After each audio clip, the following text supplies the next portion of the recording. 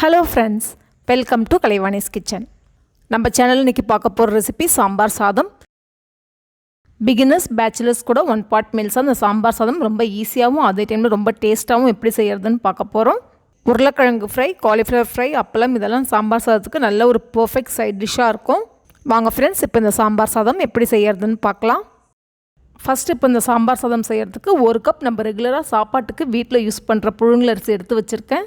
1/2 cup அளவுக்கு துவரம்பருப்பு எடுத்து வச்சுருக்கேன். புழுங்கலரிசிக்கு பதிலாக பச்சரிசிலையும் செய்யலாம்.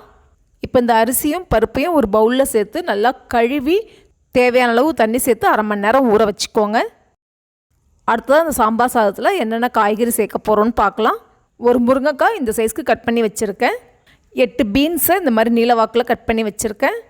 ஒரு 1/4 கப் அளவுக்கு நான் ஃப்ரோசன் பச்சை பட்டாணி தான் எடுத்து வச்சுருக்கேன். ஃப்ரெஷ் பட்டாணி கிடைக்கல, அதனால் நான் ஃப்ரோசன் பட்டாணி எடுத்திருக்கேன். 2 மீடியம் சைஸ் கேரட்டை இந்த மாதிரி ரவுண்டாக கட் பண்ணிக்கோங்க. இந்த பவுலில் ஒரு சின்ன உருளைக்கிழங்கை உப்பு போட்டு தண்ணியில் கட் பண்ணி வச்சுருக்கேன். இப்போ இதுலேயே இந்த சைஸ் கத்திரிக்காய் 2 கத்திரிக்காவை கட் பண்ணி சேர்த்துக்கலாம். நம்ம இந்த காய்கறி கூட சின்ன வெங்காயமும் தக்காளியும் சேர்த்து செய்ய போகிறோம். ஒரு குக்கரை சூடு பண்ணிக்கோங்க. இந்த சாம்பார் சாதம் நம்ம குக்கரில் 1 பாட் மீல்ஸாக செய்ய போகிறோம். அடுத்தது இந்த குக்கரில் 3 டேபிள் ஸ்பூன் அளவுக்கு எண்ணெய் சேர்த்துக்கிறேன். எண்ணெய் சூடானதும் 15 சின்ன வெங்காயம் சேர்த்துக்கிறேன். சாம்பார் சாதத்துக்கு சின்ன வெங்காயம் சேர்த்தா டேஸ்ட் நல்லாயிருக்கும். இந்த வெங்காயம் ரொம்ப ப்ரௌன் ஆகிற அளவுக்கெல்லாம் வதக்கணுன்ற அவசியம் இல்லை. கண்ணாடி பதம்னு சொல்லுவோம்ல, அந்த அளவுக்கு வதங்கினா போதும். இந்த வெங்காயம் வதங்கின உடனே ஸ்டவ்வை ஸ்லோ ஃப்ளேமில் வச்சுருங்க. இப்போ இதில் 2 சிட்டிகை அளவுக்கு பெருங்காயத்தூள், 1/4 டீஸ்பூன் மஞ்சள் தூள், நீங்கள் வீட்டில் யூஸ் பண்ணுற சாம்பார் பவுடர் 2 டேபிள் ஸ்பூன் அளவுக்கு சேர்த்துக்கோங்க. நான் கலருக்காக 1/2 டீஸ்பூன் அளவுக்கு காஷ்மீரி சில்லி பவுடர் சேர்த்துக்கிறேன். இந்த காஷ்மீரி சில்லி பவுடர் ஆப்ஷனல் தான். ஸ்டவ்வை ஸ்லோ ஃப்ளேமில் வச்சுட்டு ஜஸ்ட் இதை ஒரு தடவை வதக்கிட்டு உடனே இந்த கட் பண்ண தக்காளியை சேர்த்துக்கோங்க. நான் ஒரு மீடியம் சைஸ் தக்காளியை கட் பண்ணி சேர்த்துருக்கேன். நான் சேர்க்குற இந்த சாம்பார் பவுடர் காரம் கரெக்டாக இருக்கும். உங்களுக்கு காரம் கொஞ்சம் அதிகமாக வேணும்னா நீங்கள் 1/2 டீஸ்பூன் அளவுக்கு தனி மிளகாய் தூள் சேர்த்துக்கோங்க. இந்த தக்காளியும் சேர்த்து ஒரு 10 செகண்ட்ஸ் மட்டும் வதக்கிக்கோங்க. அடுத்ததாக இப்போ கட் பண்ணி வச்சுருந்த காய்கறி எல்லாம் சேர்த்துக்கிறேன். இந்த காய்கறி எல்லாம் சேர்த்து ஸ்டவ்வை ஸ்லோ ஃப்ளேம்லேயே வச்சு நல்லா ஒரு 2 நிமிஷம் வதக்கிக்கோங்க.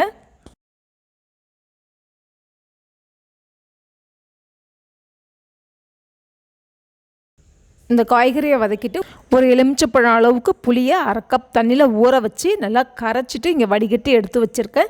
இப்போ அந்த புளி தண்ணியை சேர்த்துக்கலாம். 2 டீஸ்பூன் அளவுக்கு உப்பு சேர்த்துக்கிறேன். இப்போ இதை நல்லா மிக்ஸ் பண்ணிக்கோங்க. புளி தண்ணியை சேர்த்து மிக்ஸ் பண்ணிவிட்டு ஒரு 2 நிமிஷம் மட்டும் மீடியம் ஃப்ளேமில் வச்சு கொதிக்க வச்சுக்கோங்க. அடுத்ததாக இதில் 5 கப் அளவுக்கு தண்ணி சேர்த்துக்கிறேன். 1 கப் புழுங்கலரிசி, 1/2 கப் துவரம்பருப்புக்கு நான் 5 கப் அளவுக்கு தண்ணி சேர்த்துருக்கேன். நீங்கள் பச்சரிசியில் செய்கிறீங்கன்னா அப்போ நீங்கள் 1/2 கப் அளவு தண்ணியை கம்மி பண்ணிக்கோங்க. பச்சரிசியில் செய்கிறதுனா 4/2 கப் தண்ணி சேர்த்துக்கோங்க. சேர்த்து நல்லா கலந்து விட்டுக்கோங்க.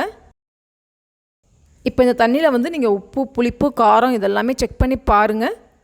இந்த தண்ணியில் இந்த உப்பு, புளிப்பு, காரம் எல்லாமே கொஞ்சம் தூக்கலாக இருக்கணும். அப்போ தான் சாம்பார் சாதத்தோட டேஸ்ட் நல்லாயிருக்கும். தேவைப்பட்டதெல்லாம் நீங்கள் உப்பு, காரம், புளிப்பு இதெல்லாம் சேர்த்துக்கோங்க. இப்போ நல்லா கொதித்த உடனே நம்ம ஊற வச்சுருந்த அரிசி பருப்பில் இருக்க தண்ணியெல்லாம் வடிச்சிட்டு இந்த அரிசியும் பருப்பையும் சேர்த்துக்கோங்க. சேர்த்து நல்லா கலந்து விட்டுக்கோங்க. ஸ்டவ்வை மீடியம் ஃப்ளேமில் வச்சுக்கோங்க. குக்கரை மூடி வெயிட் போட்டு ஒரு 5 விசில் வர வரைக்கும் வேக வச்சுக்கோங்க. 5 விசில் வந்தவுடனே ஸ்டவ்வை ஸ்லோ ஃப்ளேமில் வச்சு ஒரு 5 நிமிஷத்துக்கு அப்புறமா ஸ்டவ்வை ஆஃப் பண்ணிக்கோங்க. இப்போ இந்த குக்கரில் ப்ரெஷர் ரிலீஸ் ஆகிறதுக்கு முன்னாடி நம்ம இதுக்கு ஒரு தாளிப்பை ரெடி பண்ணி வச்சுக்கலாம். ஒரு கடாயில் 2 டேபிள் ஸ்பூன் அளவுக்கு நெய் சேர்த்துக்கோங்க. நெய் சூடானதும் தேவையான அளவுக்கு முந்திரி சேர்த்து ஸ்டவ்வை ஸ்லோ ஃப்ளேம்லேயே வச்சு முந்திரி இந்த மாதிரி கோல்டன் ப்ரௌன் கலர் அளவுக்கு ஃப்ரை பண்ணி எடுத்துக்கோங்க. 1 டீஸ்பூன் கடுகு, 1 டீஸ்பூன் உளுத்தம்பருப்பு சேர்த்துக்கோங்க. இப்போ இந்த கடுகு பொரிஞ்சு உளுத்தம்பருப்பு லேசாக வறுப்பட்ட உடனே 10 சின்ன வெங்காயம் சேர்த்துக்கோங்க.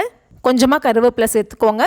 3 காஞ்ச மிளகாய் சேர்த்துக்கோங்க. ஒரு 2 சிட்டிகை அளவுக்கு பெருங்காயத்தூள் சேர்த்து இப்போ இதெல்லாம் நல்லா வதங்கின உடனே ஸ்டவ் ஆஃப் பண்ணிவிடுங்க. இப்போ குக்கரும் ப்ரெஷரும் நல்லா ரிலீஸ் ஆகிடுச்சு. இப்போ குக்கரை ஓப்பன் பண்ணி பார்க்கலாம். இப்போ நம்ம சேர்த்த முருங்கைக்காய் எல்லாமே நல்லா வெந்து மேலே இருக்குது. இந்த முருங்கைக்காயெல்லாம் ஒரு பிளேட்டில் எடுத்து வச்சுட்டு இப்போ இந்த சாதத்தை நல்லா மிக்ஸ் பண்ணிக்கோங்க. எல்லா முருங்கைக்காயுமே மேலே இருக்குது. ஏதாவது 1-2 இருந்ததுன்னா உள்ளே நீங்கள் மிக்ஸ் பண்ணும்போது அதையும் எடுத்து வச்சுட்டு மிக்ஸ் பண்ணிக்கோங்க.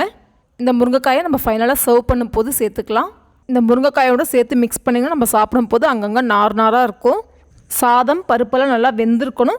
ஆனால் கன்சிஸ்டன்சி பார்த்திங்கன்னா இந்த மாதிரி கொஞ்சம் தலை தலைன்னு இருக்கணும். அப்போ தான் இந்த சாம்பார் சாதம் நம்ம சாப்பிட்றதுக்கு நல்லாயிருக்கும்.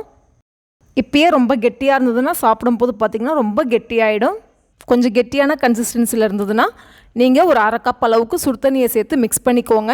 அப்போது கரெக்டான கன்சிஸ்டன்சியில் இருக்கும். இப்போ நம்ம வறுத்து வச்சுருந்த முந்திரியும் தாளித்து வச்சுருந்த கடுகு உளுத்தம் பருப்பெல்லாம் சேர்த்துக்கலாம். கொஞ்சமாக நறுக்கிய கொத்தமல்லியும் சேர்த்து நல்லா மிக்ஸ் பண்ணிவிட்டு சர்வ் பண்ணிக்கோங்க. 1 பாட் மீல்ஸாக இந்த சாம்பார் சாதம் ரொம்ப ஈஸியாகவும் அதே டைமில் ரொம்ப டேஸ்ட்டாகவும் ரெடி பண்ணிக்கலாம். நம்மளோட சாம்பார் சாதம் ரொம்ப அருமையாக ரெடி ஆகிடுச்சு. ஓகே ஃப்ரெண்ட்ஸ், நீங்களும் ட்ரை பண்ணி பாருங்கள். ட்ரை பண்ணிவிட்டு உங்களோட ஃபீட்பேக் என் கூட ஷேர் பண்ணுங்கள். இந்த ரெசிபி உங்களுக்கு பிடிச்சிருந்தா வீடியோவை லைக் பண்ணுங்கள், ஷேர் பண்ணுங்கள், சேனலை மறக்காமல் சப்ஸ்கிரைப் பண்ணுங்கள். மீண்டும் இன்னொரு இன்ட்ரெஸ்டிங் ரெசிபியோடு உங்களை சந்திக்கிறேன்.